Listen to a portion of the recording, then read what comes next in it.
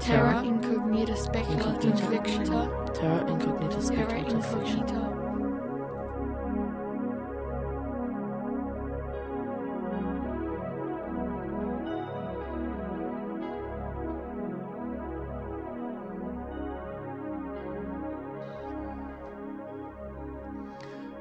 Welcome to this month's Terra Incognita Australian Speculative Fiction podcast.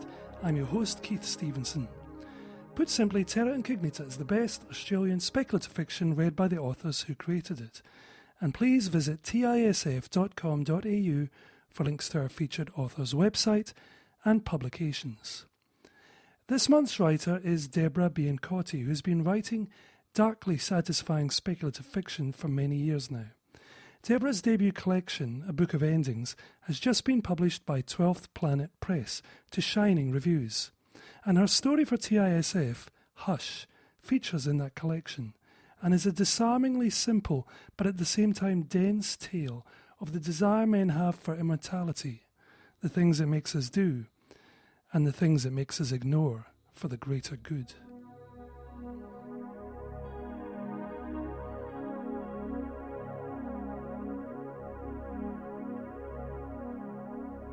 Shh. Then later. Quiet, Shep. Another interval, then another. Chasing rabbits, girl? Hush. We've got a journey ahead tomorrow.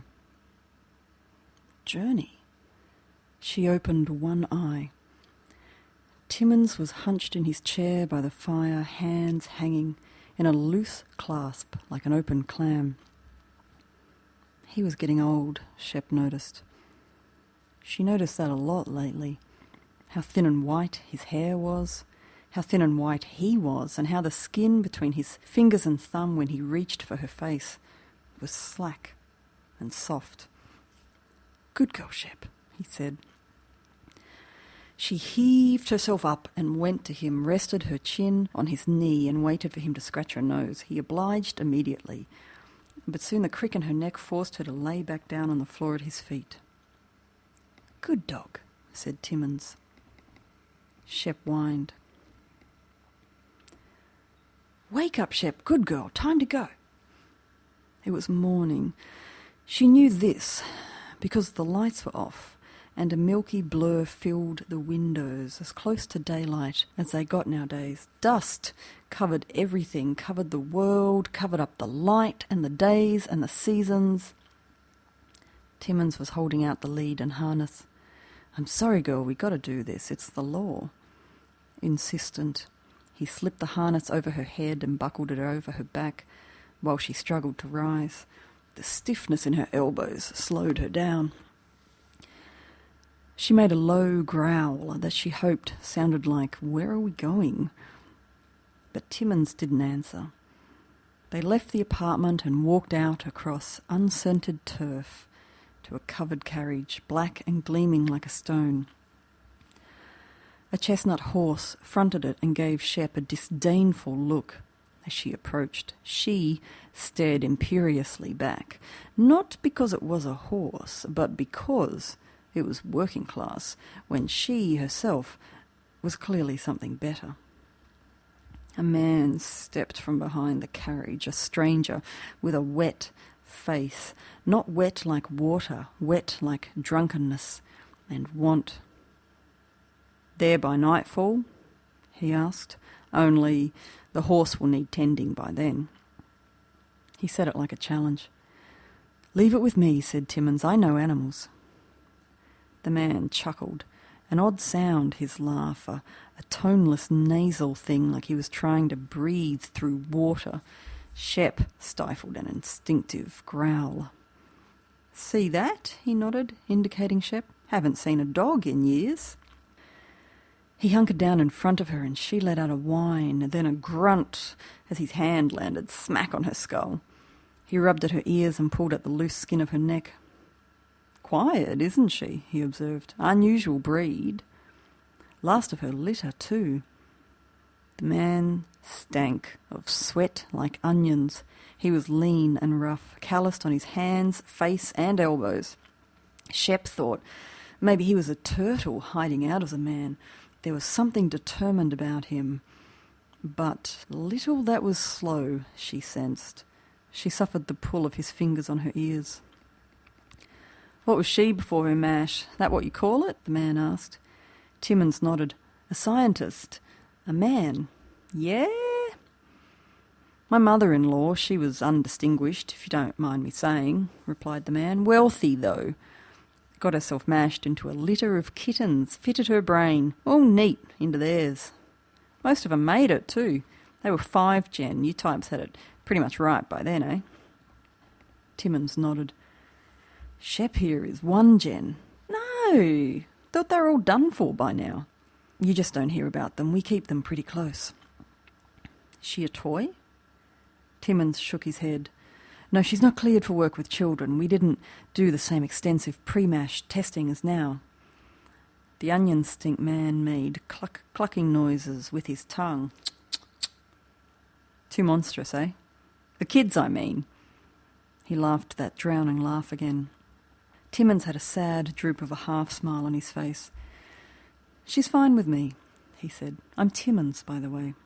"Hendricks," said the man, and gave a kind of bow, like he was proud Timmins had even bothered to ask.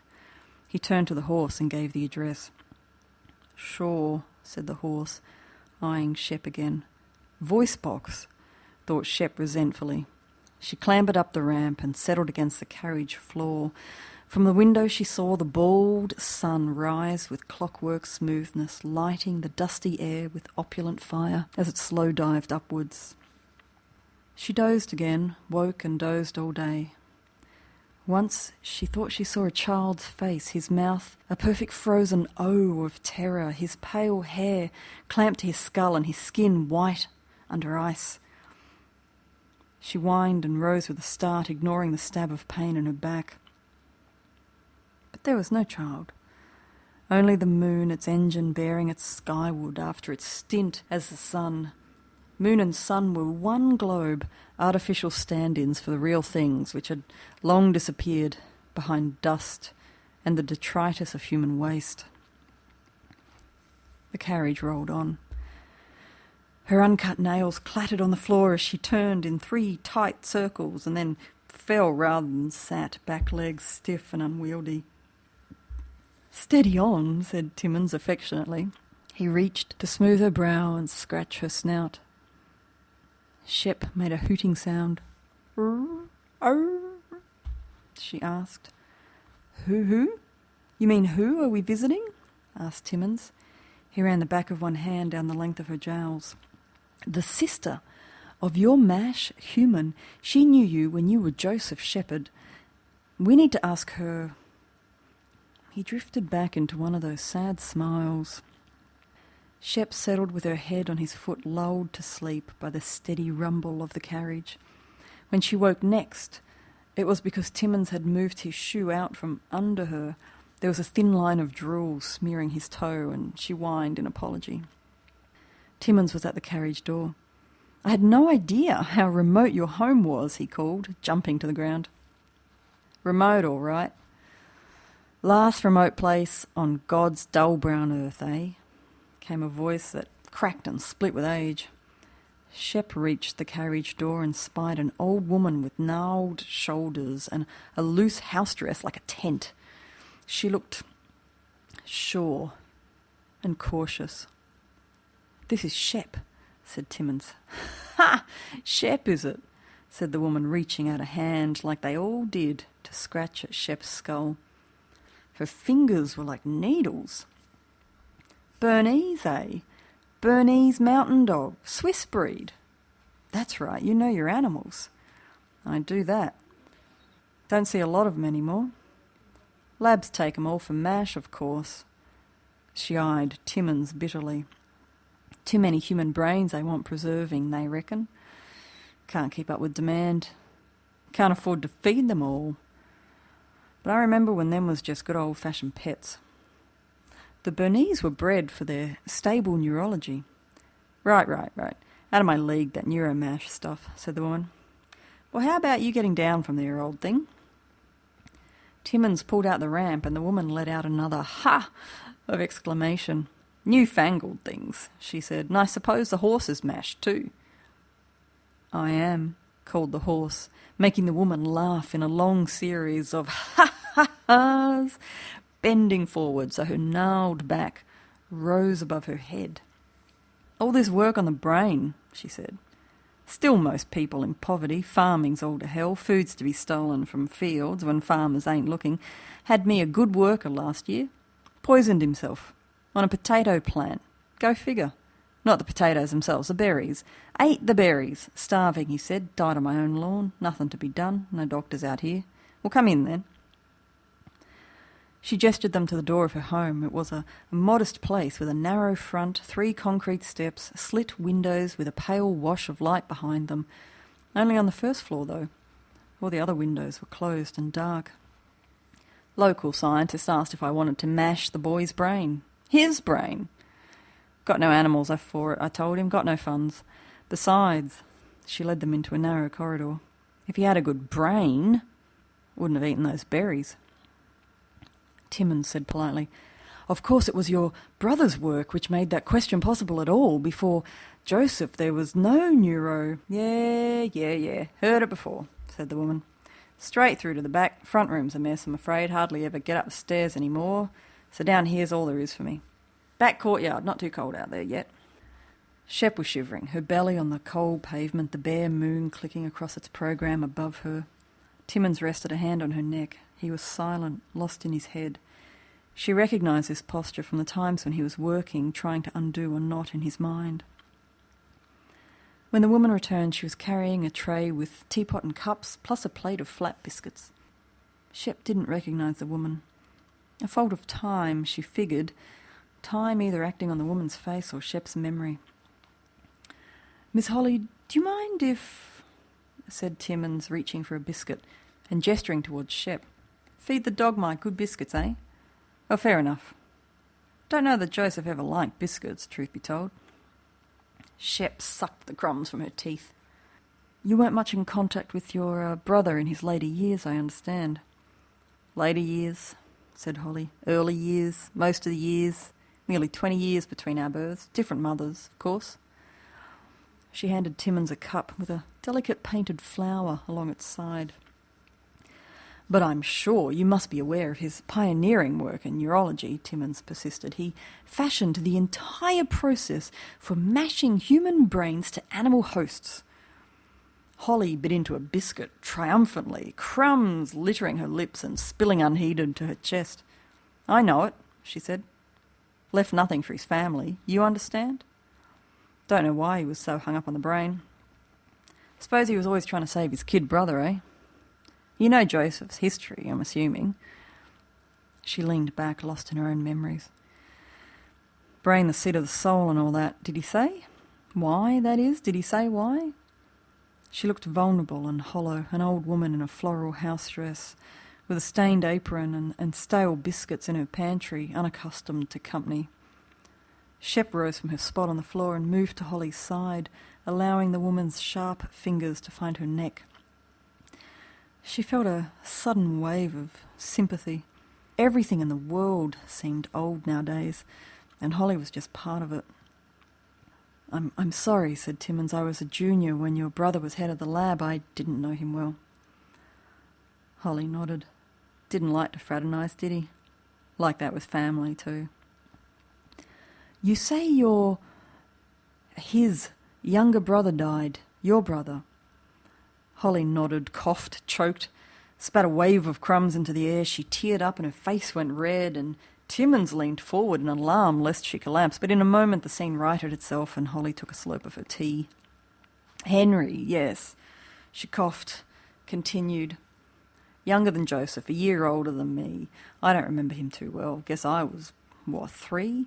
Joseph was almost an adult by then. 20-something, I guess, meant to be looking after us. But he liked to sneak out all the time. Henry always followed, wanted to be like his older brother. Some boys have that, can't fight it. Wasn't a thing Joseph could say to stop him." Holly told it to Timmins like she'd been there herself, but Shep didn't need the explanation. She saw it all in her mind like a series of old photographs. Henry on the crust of the lake in winter, Henry bending to touch the ice and then falling headlong, a spray of water like a cloak fanning out to mark his fall. They found him, Holly asserted. 4 months too late they did. The doctor said he must have found an air pocket, small one, suffocated in it. Darndest thing. It wasn't drowning that killed him. It was the lack of oxygen to his brain. Shep whined. Holly reached to lift Shep's chin and peer into her eyes. She smelled of cookie dough and damp walls. Still in there, Joseph? She smiled. Shep's the last of the litter, said Timmins. Holly nodded. All this work to save his brain. And it was his liver that killed him. Joseph, I mean. If he'd turned all his science on the liver instead, might still be alive. She gazed thoughtfully at Timmins. So what do you want from me? Permission. Aha! 4? Timmins hesitated. To let Joseph rest. There was a whistle from Holly, a low, impressed noise. She leaned back so Shep couldn't see her face anymore. Shep turned to look at Timmins, but he wouldn't meet her gaze either. You want to put the dog down. She's old. We're all old. Some months ago, she attacked a child. Timmins rubbed at his eyes. It was savage. His parents fund, or have funded at least, a lot of work in our lab. The child suffered head injuries. He's still in a coma. Shep racked her brain, but there were dozens of children's faces in her memory. She couldn't distinguish one from another. Only Henry was clear, blue with death and cold in the thawing lake. You want to destroy the dog for destroying a child. She's become dangerous. So's your science, if you ask me. So's your penchant for killing animals. That not important? And is it that she hurt a child, or is it that she hurt the wrong child? She held up a hand to stop his answer. I'd like to think it's all about the sanctity of human life, eh? But it's not that, no. It's the sanctity of the chosen human lives, the ones you think worth saving, the ones worth mashing. Nothing for the rest of us, though. Timmins said quietly, it's not... We think the bestial part of the brain is overwhelming Joseph, wiping him out. We think Joseph is dying already. The brain is so malleable, you see, and the science so new. Joseph was a genius. If he'd lived, we might have made more progress. So, Holly interrupted with a triumphant laugh, the dog is trying to survive, that what you're saying? The dog is eating the man. Timmins didn't nod, didn't move, didn't acknowledge what she'd said at all. The 1-gens were pure experiment. We've enabled them to continue as long as they can, to see how long the brain will retain its original mash. Other generations are put down earlier, when you've had your fill of them, when they've fulfilled the purpose you chose them for. How humane. Timmins didn't answer. Holly humphed. And Joseph's real brain, you kept it. Lost in an attack on the labs, anti-research groups, Timmins continued. That's what got me out of research, you know, Holly said. Animal rights groups. These particular ones weren't pro-animal, said Timmins. They were religious. Aha! The ones that claim the brain is the seat of the soul, hey? Wowzers, Holly spat. They don't like researchers playing God, full of self-righteousness, like everybody in this game. They're right, though, about the soul, about Joseph, playing God. Shep snuffled and coughed, and Holly reached down again to stroke her ears, this time with more gentleness. When Holly next spoke, her voice had a new calm to it. An entire litter of puppies, she said. And what happens to the soul, do you reckon? Does it split? Or are they replicas of the same soul? Does each soul carry the same stain? She grinned, an unsettling sight. The teeth in her head were discoloured and narrow, and the lines from her eyes to her hairline crowded her skin and turned her face into a loose mask. Such arrogance, she murmured, to think animal nature is lower than human nature, to think we can use animals as ready-made teacups for the human brain. When Timmins didn't respond, she added quietly, "Never struck you as odd? How many children's bodies Joseph was able to source for his research? In times of poverty," Timmins' voice was cold, "children, what, are cheaper?" Holly's hand was still. Shep watched them stare unblinkingly at each other, their silhouettes stark against the smoky dark sky. Timmins rose to his feet. "Thank you," he said, "for your hospitality." "Well, not at all." She saw them to the door, Shep limping with the pain in her hind legs.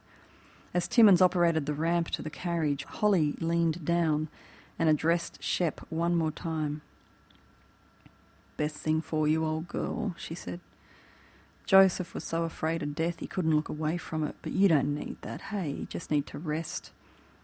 Nothing to be afraid of there." Shep let out a soft whine. There was a comforting familiarity in Holly's presence, and she found she didn't want to lose it. "Joseph told me once," she said more loudly, "when I complained about the experiments on kids, he told me, research is never clean.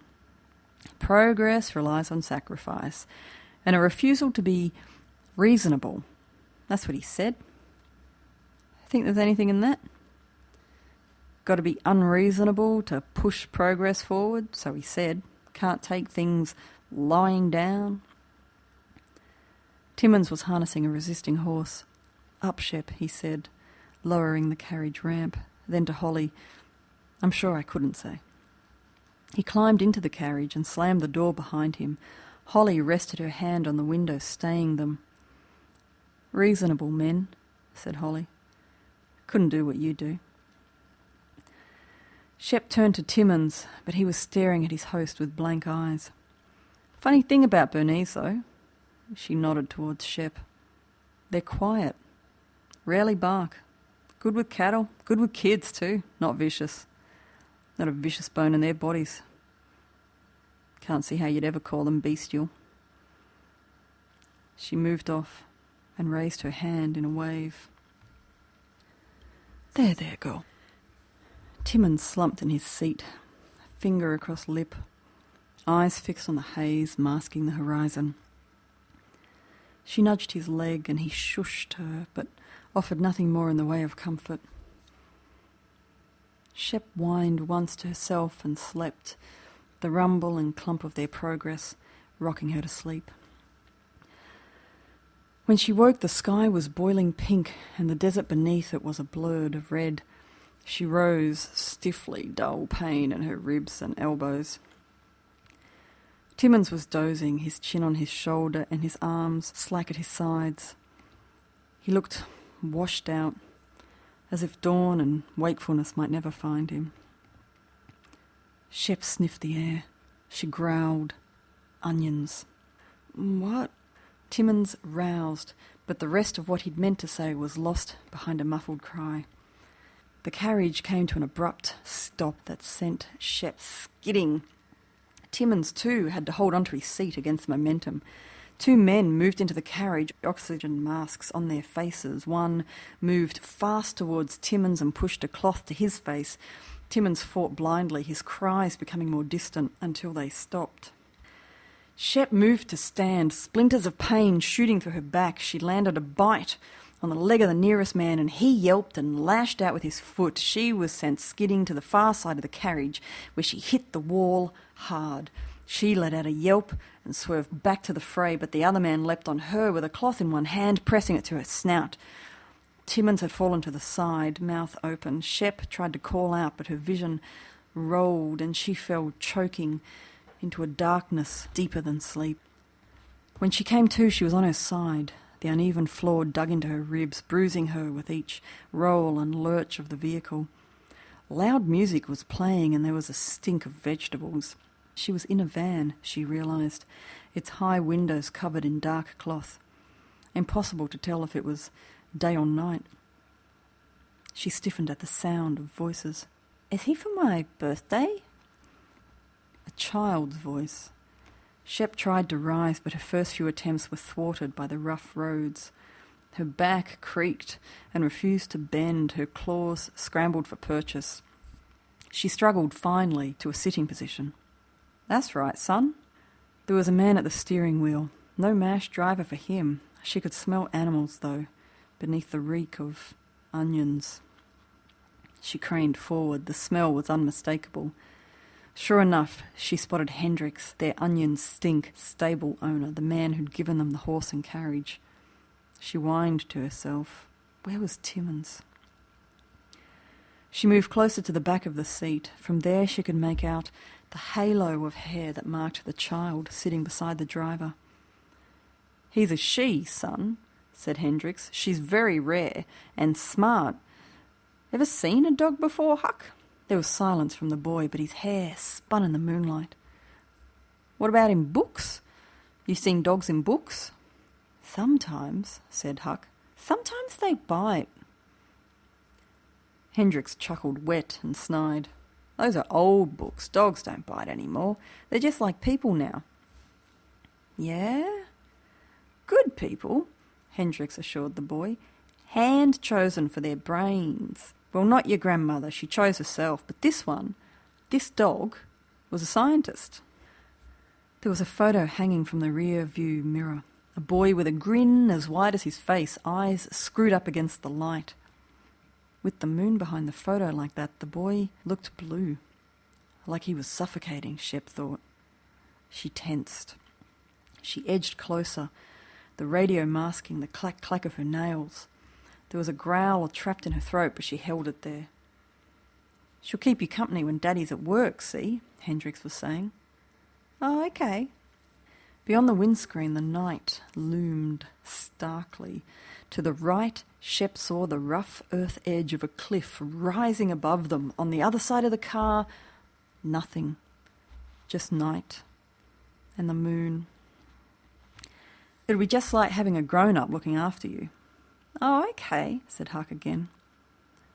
Shep eased in close. Her snout was just above the boy's head. She could smell the sweat in his hair and the dirty synthetic clothing he wore. He needed a bath, she thought, with unaccustomed clarity. He should be clean. A sneer pulled her lips above her teeth. She watched the small skull beneath her, the tender mechanisms of its little brain sliding in and out of place. She eased back and placed her front legs on the seat. The growl escaped her then. The man turned in a daze, the smile still on his face. Shep pushed forward, aiming to snap her jaw round the boy's neck. Protect the brain, she thought. Protect and preserve the brain.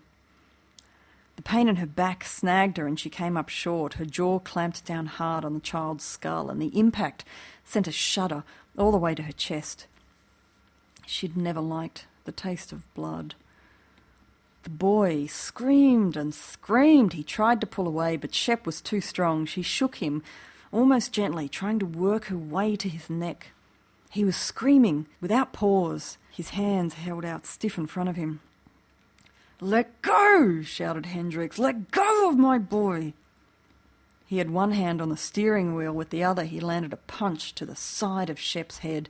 She grunted, but held fast. He punched her again and again, until her grip loosened. The boy tipped forward, exposing the back of his neck, and Shep dived for him, grabbing hold of the skin beneath his hair. Her back erupted in a fierce pain like fire, but at least after that, the boy stopped screaming. Hendricks' face had gone slack. He wasn't watching the road, Shep noticed. He was staring at Huck with the expression of someone waking from a dream. "Huck," he whispered. He reached for his son with both hands. Shep tried to shout a warning, but it was muffled against the boy's neck. Free to follow its own nose, the van slid towards the edge of the road and off and out, arcing across the empty air towards the moon.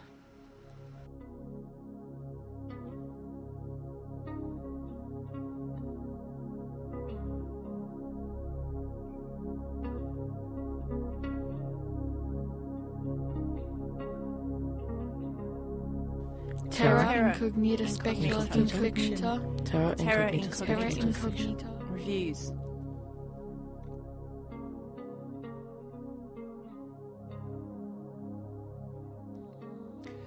This month's review book is Slights by Karen Warren.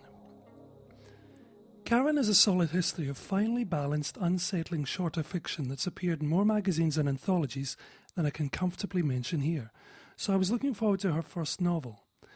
And as a result, I was a bit saddened by the fact that I didn't warm to Slights at all. Listening to what other people have said about Slights, I suspect this is one of those books you either get right into or else it doesn't work for you. For my part, I felt I had some structural and character issues that I couldn't ignore. Slights is about Stevie. Stevie's a serial killer. The back of the book tells us that. This is just as well because there's zero serial killing going on in the first 200 pages. What there is, however, is a very slow introduction to Stevie's character, her history, and the elements of a childhood that formed her. She hasn't had a happy life. It's damaged her, obviously, but I couldn't bring myself to feel pity for Stevie because her character actually comes across as a selfish, thoughtless, and pretty dumb person, despite her assertion that she is actually quite clever. This is problem 1. I didn't like the protagonist. Problem 2 is that the structure of the first section of the book is supported by winding and overlapping flashbacks. Years pass in the present for Stevie, but much of what we read is orienting us towards her past at the expense of any forward momentum for the present-day plot. By page 200, any energy I had to read the book had pretty much left me. Problem 3 is that I didn't believe in Stevie. A speculative fiction novel trades on maintaining a good relationship with the reader, so they will trust the author enough to suspend disbelief. Not liking Stevie and being irritated by the plot's progress, I pretty much withdrew my willingness to do that and started questioning the narrative. How, for instance, Stevie proceeds to die, either by misadventure or on purpose, several times, without actually dying for good or being committed. How a person like Stevie could become a nurse when she couldn't hold down a job in a supermarket, let alone a hospital. And why she'd read a heap of books her aunt left her when she just didn't strike me as the reading type. Compared to other serial killers such as the ubiquitous Dexter Morgan and Poppy Z. Bright's Andrew Compton, Stevie came across as unengaging and irritating.